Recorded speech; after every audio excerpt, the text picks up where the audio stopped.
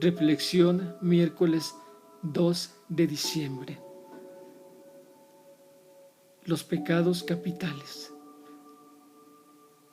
Hace unos días meditábamos acerca de la virtud y decíamos que la virtud es un hábito constante que nos lleva a hacer el bien y a sacar en nosotros lo mejor. Y lo contrario del hábito bueno, de la virtud, es el hábito malo, que le llamamos el vicio o el pecado. El Catecismo de la Iglesia Católica, en el numeral 1866, nos dice que el Papa San Gregorio Magno y San Casiano nos dejan como legado que el hombre, el cristiano católico, vive constantemente en los pecados capitales.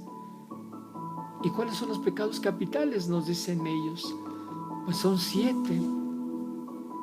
La gula, la pereza, la envidia, la ira, la lujuria, la avaricia, la soberbia. Y le llaman capitales a estos 7 pecados porque de ellos emanan otros pecados. Es como una cadena. Un pecado, un eslabón nos lleva a otro pecado y así sucesivamente, partiendo de estos 7 pecados. La soberbia, mal del mundo, nos dice el Papa Francisco. El Papa Francisco, en una de sus catequesis, nos dice acerca de la soberbia, y miren de qué manera tan especial nos habla. Se refiere a la soberbia, empezando a meditar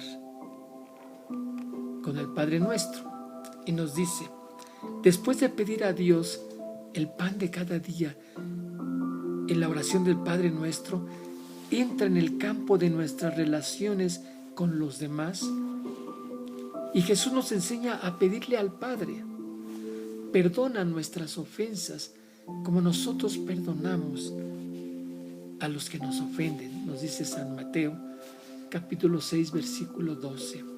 Lo mismo que necesitamos el pan, así necesitamos el perdón, y también de cada día. El cristiano, nos dice el Papa, reza, pide a Dios ante todo que le perdone sus ofensas, es decir, sus pecados, el mal que hace. Esa es la primera verdad de cada oración. Aunque fuéramos personas perfectas, aunque fuéramos santos cristianos que no se desvían nunca de una vida de bien, somos siempre hijos que le debemos todo a Dios, al Padre. La actitud más peligrosa de toda vida cristiana, ¿cuál es?, se pregunta el Papa. ¿Cuál es? Y él mismo responde: es la soberbia. Es la actitud de quien se coloca ante Dios pensando que siempre tiene las cuentas en orden con Él. El soberbio cree que hace todo bien, como ese fariseo de la parábola, que en el templo cree que está rezando, pero que en realidad se elogia ante Dios. Te doy gracias, Señor, porque yo no soy como los demás pecadores. Es la gente que se siente perfecta, la gente que critica a los demás, es gente soberbia. Ninguno de nosotros es perfecto, ninguno, nos dice el Papa.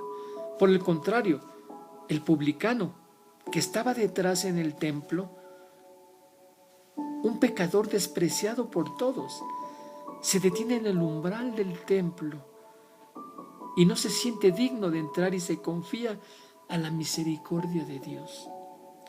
Y Jesús comenta: a diferencia del otro, regresó a su casa justificado. O sea, dice el Papa, perdonado. salvado. ¿Por qué? Porque no era soberbio, porque reconocía sus limitaciones y sus pecados. Hay pecados que se ven, pecados que no se ven. Hay pecados flagrantes que hacen ruido, pero también hay pecados tortuosos que se anidan en el corazón sin que los demás se den cuenta. El peor es la soberbia, que también puede contagiar a las personas que viven una vida religiosa intensa. Y se refiere, nos cuenta el Papa, que había una vez, por ahí del año 1600, 1700, un convento de monjas que era muy famoso en esa época, porque las monjas eran perfectísimas y se decía que de ellas eran purísimas como los ángeles, pero soberbias como los demonios. ¿Qué nos dice el Papa? La fraternidad es rota por la soberbia. El pecado nos hace suponer que somos mejores que los demás. El pecado nos hace creer que somos similares a Dios. Y en cambio, ante Dios todos somos pecadores y tenemos razones para darnos golpes de pecho. Todos, dice el Papa, como el publicano en el templo. San Juan, en su primera carta, escribe: si decimos que no tenemos pecado, nos engañamos. Y la verdad es que no está en nosotros. Si quieres engañarte, di que no tienes pecados. Así te engañas tú mismo. Somos deudores, sobre todo porque en esta vida hemos recibido mucho: la existencia, un padre y una madre, la amistad, las maravillas de la creación. Incluso si a todos nos toca pasar momentos difíciles, siempre debemos recordar que la vida es una gracia. Es el milagro que Dios ha sacado de la nada. En segundo lugar, somos deudores, porque aunque consigamos amar, ninguno de nosotros puede solamente con sus propias fuerzas. No puede. El amor verdadero es cuando podemos amar, pero con la gracia de Dios. Ninguno de nosotros brilla con luz propia.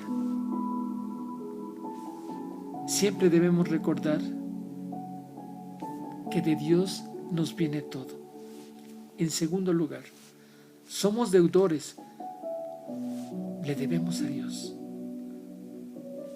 Aunque consigamos amar, ninguno de nosotros puede hacerlo, recordándonos el Papa, por sí mismo.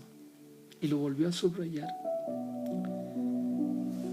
Y dice, los antiguos teólogos llamaban un mysterios lunae, no solo en la identidad de la Iglesia, sino también en la historia de cada uno de nosotros. Y nos dice el Papa, ¿qué significa el misterio lunae? Y explica, es como una luna que no tiene luz propia, refleja la luz del sol. Tampoco nosotros tenemos luz propia. Reflejamos la luz de Dios. Esa luz que es reflejo de su gracia. Y el Papa nos recuerda, si amas, es porque alguien que no eras tú te sonrió cuando eras un niño, enseñándote a responder con una sonrisa. Si amas, es porque alguien despertó en ti el amor, haciendo que entendieras que en él reside el sentido de la existencia. Tratemos de escuchar la historia de una persona que ha cometido un crimen un error, un prisionero, un convicto, un drogadicto. Conocemos tanta gente que se equivoca en la vida, sin prejuicio de la responsabilidad, que siempre es personal. A veces te preguntas, ¿a quién se debe culpar por sus errores? Si sea solamente su conciencia o la historia de odio que le procede en la vida. ¿Cómo podemos dejar de reconocer la misericordia de Dios? Este es el misterio de la luna. Amamos ante todo porque hemos sido amados. Perdonamos porque hemos sido perdonados. Y si alguien no ha sido iluminado por la luz solar, se vuelve tan frío como la tierra en invierno. ¿Cómo podemos dejar de reconocer en la cadena de amor que nos precede también la presencia que es la providencia del amor de Dios? Ninguno de nosotros ama tanto como Dios nos ama. Y concluye su santidad. Recemos. Incluso el más santo de nosotros no deja de ser deudor de Dios. Oh Padre, ten misericordia de todos nosotros. ¿Qué nos dice San Pablo en su primera carta a los Corintios? El amor es paciente y bondadoso. No tiene envidia ni soberbia, ni hace daño. Primera carta a los Corintios, capítulo 13, versículo 4. ¿Qué nos dicen los santos? San Agustín nos dice: la soberbia no es grandeza, sino hinchazón. Y la hinchazón no es buena, no es sana. San Agustín. Paz y bien.